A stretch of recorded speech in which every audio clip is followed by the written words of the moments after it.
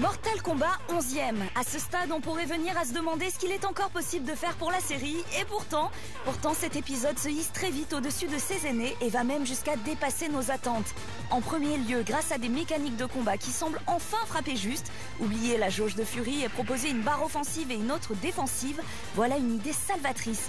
On rechigne beaucoup moins à utiliser les versions améliorées des coups et la panoplie de possibilités tactiques n'a jamais été aussi riche.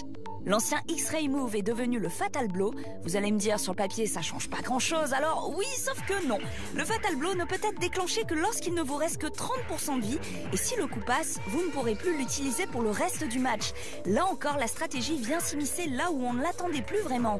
Non, Mortal Kombat 11 ne se contente pas de flatter nos plus vils instincts avec ses torrents d'hémoglobine et ses fatalités débordantes d'imagination, mais aussi parfois de mauvais goût.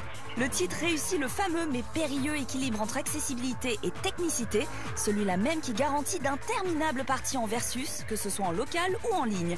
Plus fort, il arrive aussi à séduire le joueur solo, chose rare s'il en est quand on connaît le genre. Osons le dire, le mode histoire de ce volet s'impose comme le meilleur de la saga. Côté réalisation, on se rapproche des grandes productions hollywoodiennes et le scénario, notamment grâce au casting, finit le boulot comme il le faut.